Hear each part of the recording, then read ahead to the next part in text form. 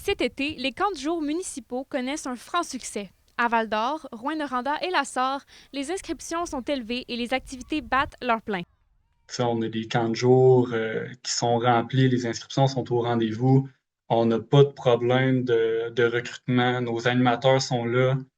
Euh, Puis, tu sais, on a des animateurs de qualité, ça se passe super bien. On collabore avec le centre de services scolaires pour avoir des lieux adéquats pour nos camps. On en a dans nos centres communautaires. Ça se passe très bien. La chance qu'on a, c'est d'avoir des animateurs et animatrices d'expérience. Fait que ça part toujours plus facilement quand sur les 11 animateurs que j'ai. Là, je dis animateur, animatrice, là, j'ai un animateur, un animateur.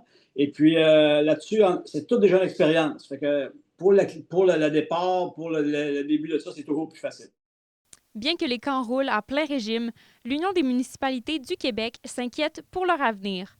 Avec seulement 6 millions de dollars pour tout le Québec, les villes peinent à offrir un service accessible et inclusif, selon l'organisation. Mais surtout, où on lève le drapeau aujourd'hui, c'est vraiment les enfants à besoins particuliers.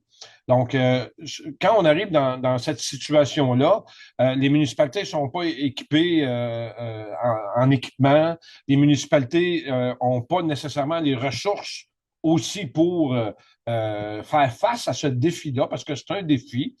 Il y a des municipalités dans les 3, 4 dernières années qui ont doublé le nombre d'enfants à besoins particuliers.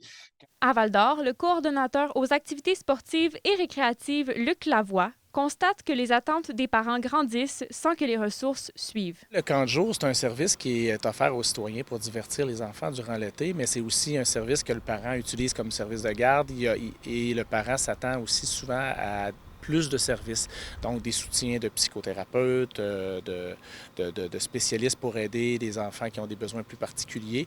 Il y a de plus en plus de demandes aussi par rapport à ça, mais on n'a pas de moyens pour desservir ces gens-là nécessairement.